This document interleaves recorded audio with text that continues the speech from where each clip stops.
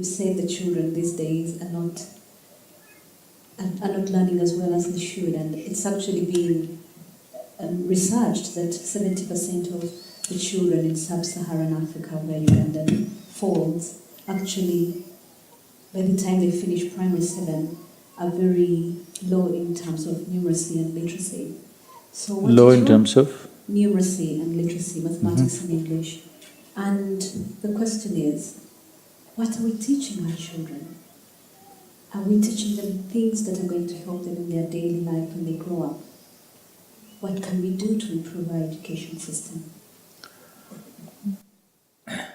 I think our idea of what is your ability to count or what is your ability to use numbers, I think it's very skewed. People think only if you can solve a sum on a paper, you know it. Somebody can, goats are walking, let's say 500 goats are walking. There are people who can just look like that and count it. That is also numbers, isn't it? Very difficult numbers So, our modern education is mainly aimed towards producing people who will sit in offices.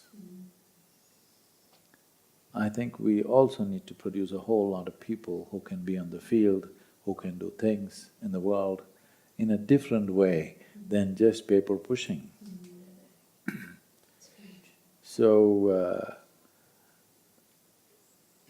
I think right now the education system is trying to put everybody through the same hoops without having any sense of what is a particular child's aptitude. There is no system to gauge aptitude. Everybody is put through the same things, and if you're not able to do a particular thing, you get branded as a dull child. I must tell you this maybe.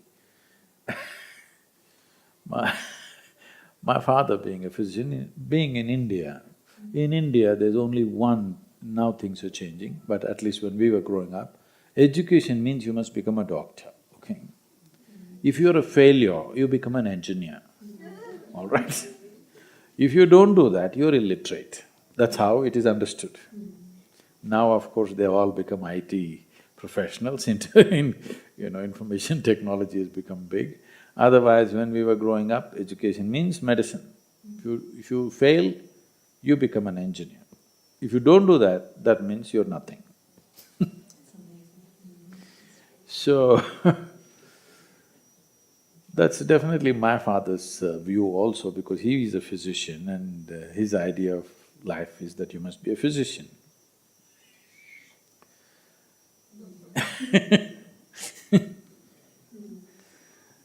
So, when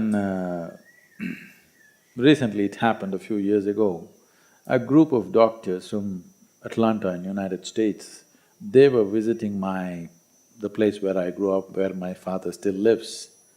I did not know they were visiting that town. About 30-40 of these doctors were touring there, and they wanted to go and see my father without telling me. So I would have warned them But they went there and obviously they started asking, they want to know about my childhood and everything, because now they're very influenced by me. So they went and asked my father, we want to hear as much as we can about Sadhguru's childhood. So my father thought about it, and he's 94, and he said, he was such a dull boy, but now he's somehow become a genius. I don't know how this happened. So the moment you cannot do those hoops that they have set up for you in the school, you become a dull boy. What else you can do? Nobody explores. You must be able to do this, this and this, otherwise you are a dull boy. Maybe you are able to do something else, but nobody's interested in that So, I think, especially in a rural scape like this, allowing children to explore many things and teachers paying attention to the children as to what is their aptitude and accordingly guiding them would be far more useful than just giving this thing that everybody is going to dress in a certain way and go sit in an office. It's not necessary. Everybody should go and sit in an office room behind a table. That's not the only way to make life. And those who never sat behind a table, they are the people who provide food for us, they are the people who nourish this planet and this world and the humanity. So I think equal regard, equal respect must be given to those people. We have a business conference every year in the month of November. There were 200 very high-flying CEOs last year. They were all talking about big things, all of them are MBA, many things. They are highly educated people, successful in industry and business. So something came up and I was telling them, see, I will give you a fertile piece of land and I'll give you a book, how to grow a particular crop.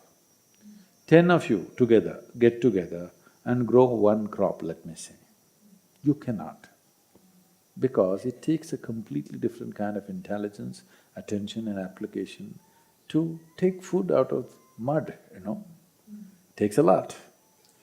It's a certain intelligence, it's a certain education, but somehow we have made it like if somebody is working with the soil, he must be uneducated.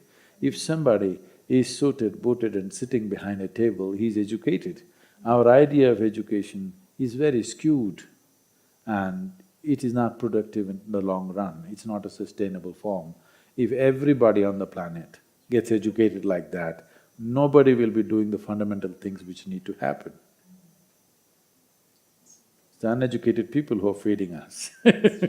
So I think what you're saying, Sadhguru, is that we need to broaden our education system 100%. and make sure children are taught as individuals rather than as a group. Yes. To explore their potential as individuals. I think that's what you're saying. Yes. If we do not explore that, you will… See, it has become common for people to refer to themselves like this. They will say, I'm a product of Eton, or I'm a product of this particular university, whatever. So you're admitting that you're a product. So, a product can be packaged and sold and whatever, but a product will not grow. The idea of a school is to cultivate a child in such a way that the child can grow to his or her full potential. Potential need not necessarily mean going out and making so much money. Potential means as a human being, you became a full-fledged human being and whatever you do is of a certain quality because of your involvement and your attention. Education as information is just a little bit of addition.